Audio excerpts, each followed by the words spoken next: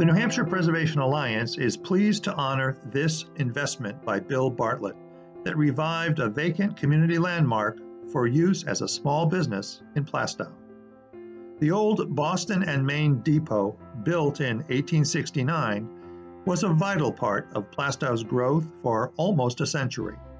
It was one of 3 stations in this southern New Hampshire village during that era.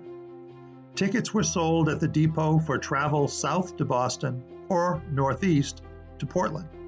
The most popular destinations were Haverhill and Boston, Massachusetts.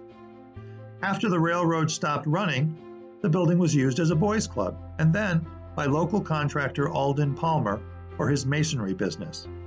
Then it sat vacant, accumulating graffiti, with a leaking roof, a flooded basement, and an uncertain future. Enter contractor Bill Bartlett. A Plaistow native, Bartlett had hung around the boys' club when he was too young to be an official member. Maybe he even snuck in. After pursuing the building's owner for many years, Bartlett finally made a deal with the owner's heirs. He purchased the historic former Plaistow Railroad Depot on Main Street, repaired the outside of the building, and rehabilitated the inside for his daughter Tiffany's commercial children's photographic studio. Plaistow Historical Society members, led by historian James Peck, provided research and cheerleading along the way. Here is a sense of the scope of preservation work. After cleaning out the depot, a team of electricians, carpenters, and others began work in earnest. Retaining original materials and features was a top priority. One of the first jobs was to reshingle the roof to make it watertight. That was done without replacing much of the wood.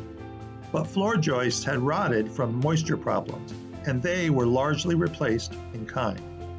On the track side, due to deterioration and graffiti, the outside wood siding was repaired and replaced with the same size boards. The exterior was painted in its original depot buff and maroon colors. Inside, a lot of the original materials had already been removed, so Bartlett returned chair rail and wainscoting, restoring as many windows as possible. He added a bathroom, kitchenette, septic, and made the building ADA accessible.